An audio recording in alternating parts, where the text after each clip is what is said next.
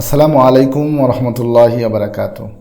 প্রিয় দর্শক, আজ আমি এমন একটি সমস্যা নিয়ে কথা বলতে চলেছি যা শুধুমাত্র কোনো একটি সম্প্রদায়ের সমস্যা নয়, বরং এটি ভারতের অখণ্ডতার প্রশ্ন, আমাদের সংবিধানের প্রশ্ন, আমাদের ভবিষ্যতের প্রশ্ন। কারণ আমরা এমন একটা সময়ে দাঁড়িয়ে আছি যেখানে একটি নির্দিষ্ট ধর্মের উচ্চবর্ণের লোকজনকেই কেবল উচ্চপদস্থ কর্মকর্তা রূপে আমরা দেখছি। কোনো সিস্টেম যদি কেবল একটি নির্দিষ্ট বর্ণের লোকদের দ্বারা পরিচালিত হয়, আর তাদের আইডিওলজি যদি এমন হয় যে ভিন্ন মতাবলম্বীদের প্রতি যদি তারা সহিষ্ণুতাপূর্ণ না হয়, তাহলে তা খুবই চিন্তাজনক। কারণ তখন তারা তাদের মতাদর্শকে শ্রেষ্ঠ মতাদর্শ রূপে প্রতিষ্ঠিত করার চেষ্টা করে। আর যদি একটি কঠোর মতাদর্শ রাষ্ট্রীয় শক্তি দখল করে, তাহলে সেই দেশের বহুত্ববাদ, বৈচিত্র্য এবং সহাবস্থানের ঐতিহ্য ভয়াবহ চ্যালেঞ্জের মুখে পড়বে।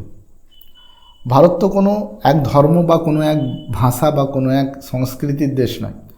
ভারত বহুত্ববাদ, ধর্মনিরপেক্ষ দেশ। ভারতের সংবিধান প্রত্যেক নাগরিককে সমান মর্যাদা ও অধিকার দেয়, চাই সে হিন্দু হোক, মুসলিম হোক, খ্রিস্টান হোক, শিখ হোক, সে যাই হোক, সকলের সমান অধিকার। কিন্তু সমাজে সংবিধানকে বুড়ো আঙুল দেখিয়ে সাংবিধানিক পদে থাকা কিছু মানুষ সংখ্যালঘুদের ওপর জুলুম করছে এবং বিশেষ করে মুসলমানদের ওপরে জুলুম করছে। আর যদি দেশ এই পথে আগে বাড়তে থাকে, তাহলে সংখ্যালঘু নাগরিকদের নিরাপত্তা প্রশ্নের মুখে পড়বে, সামাজিক বৈষম্য এবং ভয়ের পরিবেশ তৈরি হবে। আমরা বনাম তারা এমন মানসিকতা বৃদ্ধি পাবে। ভিন্ন মত প্রকাশ করলে আপনাকে দেশদ্রোহী তকমা লাগিয়ে দেওয়া হবে। শিক্ষা অঙ্গনে একতরফা ইতিহাস এবং মতাদর্শ চাপিয়ে দেওয়া হবে। ধর্মনিরপেক্ষতার ভিতকে দুর্বল করে দেওয়া হবে এবং আইন সবার জন্য সমান থাকবে না। সামাজিক সম্প্রীতির ভাঙন দেখা দেবে। ফলে প্রতিবেশী তার প্রতিবেশীর ওপর সন্দেহ করতে শুরু করবে। ছোট ছোট ঘটনা বড় সাম্প্রদায়িক সংঘাতের কারণ হয়ে দাঁড়াবে, যা আমরা দেখছি অলরেডি সমাজে। অনেকে ভাবছেন এটা শুধু সংখ্যালঘুদের সমস্যা। না, এটা ভুল ধারণা।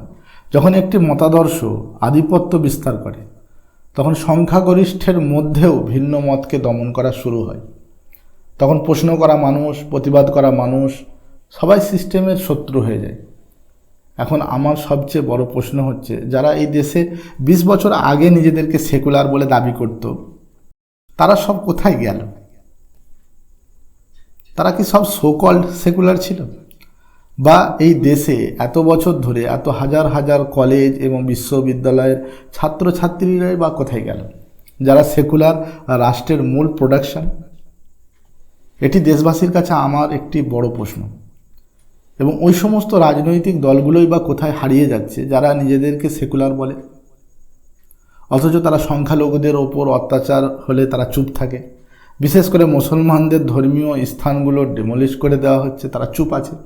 মুসলমানদেরকে রামের নামে, মুসলমানদেরকে গরুর নামে হত্যা করা হচ্ছে, তারা চুপ আছে। আদিবাসীদের উপর অত্যাচার হচ্ছে, তারা চুপ আছে। মনে রাখবেন, নীরবতা কখনো নিরপেক্ষতা নয়। নীরবতা অনেক সময় অন্যায়ের প্রতি সম্মতি হয়ে দাঁড়ায়। ভারত 140 কোটি মানুষের দেশ। এটি তো কোনো পরীক্ষাশালা নয় যে এখানে একটি মতাদর্শকে পরীক্ষা করে দেখা হবে যে কি হয়, কি ঘটে তা দেখার জন্যে। ভারত একটি জীবন্ত গণতন্ত্র, যেখানে প্রতিটি কণ্ঠস্বরের মূল্য আছে, প্রতিটি ভোটের মূল্য আছে, প্রতিটি নাগরিকের ধর্মীয় এবং সামাজিক স্বাধীনতা আছে। যদি আমরা আজ চুপ থাকি, তাহলে আগামী প্রজন্ম আমাদেরকে ক্ষমা করবে না। কারণ একাধিক আন্তর্জাতিক সমীক্ষায় ভারতের গণতান্ত্রিক পরিস্থিতির ক্রমাগত অবনতির বিষয়টি উঠে আসছে। ভিডেম ডেমোক্রেসি রিপোর্ট করেছে 2026 ভারতকে নির্বাচনী স্বৈরতন্ত্র হিসেবে চিহ্নিত করেছে। এই তকমা 2017 সাল থেকে ভারতের ওপরে রয়েছে। চিন্তা করেন। লিবারেল ডেমোক্রেসি ইন্ডেক্স 179টি দেশের মধ্যে ভারতের অবস্থান 105, যা আগের বছরের তুলনায় 5 ধাপ নিচে নেমে গিয়েছে। ফ্রিডম হাউসের ফ্রিডম ইন দ্য ওয়ার্ল্ড 2026-এর প্রতিবেদনে ভারতকে 100-র মধ্যে 62 স্কোর দিয়েছে, অর্থাৎ আংশিক মুক্ত। কিছু কিছু জায়গায় স্বাধীনতা আছে, তবে সব জায়গায় নয়। 2005 সালের তুলনায় 14 পয়েন্ট কমেছে এখানে।